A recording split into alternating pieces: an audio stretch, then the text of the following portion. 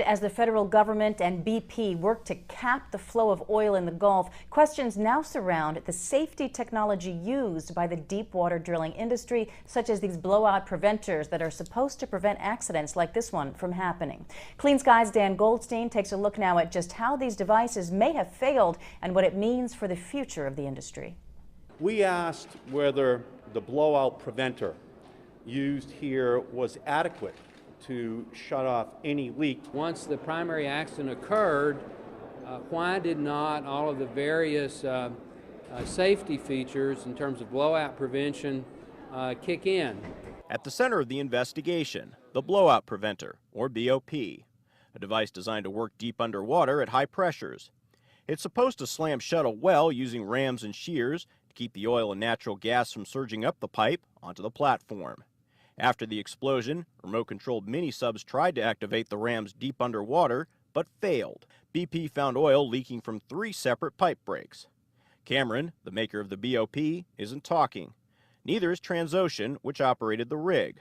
And there are also questions about the role of subcontractor Halliburton, in charge of cementing the well. Last week, Halliburton said it finished its work 20 hours ahead of the explosion, but said it did everything by the book. I think that it was a composite of several things. The BOP should have held. It did not. I have no idea. It was tested apparently just before the accident, and it worked like a jewel. The accident happened as workers finished drilling and began capping the well for later production. This area, the Mississippi Canyon Block, was known for reservoirs of oil and natural gas under very high pressure, as much as 30,000 pounds per square inch. No room for error. 2,000 psi pressure can decapitate a man. 10,000 psi, it will vaporize everybody inside. People are not complacent about pressure. Exactly what contributed to the blowout is unclear.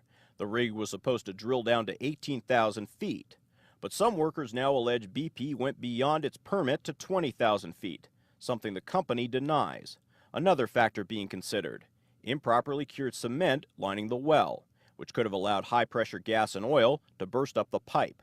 Hardened drill bits passing through the BOP may have also prevented the device from closing in time to stop a blowout. Sizes of casing and certain sizes of what's called drill collars, the really heavy walled drill pipe that are used near the bit, might be too much for the shears to be able to handle. Also being questioned, BP's overall safety record in the Gulf. Last week, we told you about an incident in 2002 where a BP rig was evacuated after a near blowout. The resulting fire caused more than $2 million damage. A high-level source with MMS, with direct knowledge of the incident, put it bluntly, saying, quote, "They nearly burned down the whole rig." And Clean Skies News has now learned, less than 6 months after the first incident, a near blowout happened again on the same rig. But BP was only fined $41,000 for both incidents, where other companies were fined more than $500,000. So far, the MMS has not responded to questions as to why BP's fines were so low.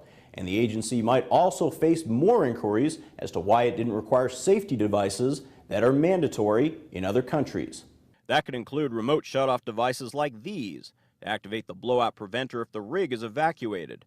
The Transocean Deepwater Horizon didn't have one.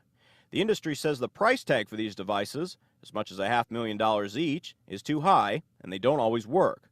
With 11 dead and BP on the hook for billions of dollars in cleanup costs, some experts say they're worth the price. If there's been good experience in other parts of the world with using essentially a remote switch, so this allows you to activate the device. You know, it's a good idea once the technology is proven. Despite MMS rules, Congress may soon decide those devices will now be required. If there was a decision that was made not to impose that additional safeguard, then clearly we are right now realizing shortchanging the costs that have to be expended in order to make sure that these types of events don't occur, ultimately results in these kinds of events. So we will have to get the answers to those questions. And some answers may never be known, because the men in the best position to tell what happened that day were operating the rig and were among the 11 killed. The industry says the best way to honor the men lost is to make sure this never happens again. In Washington,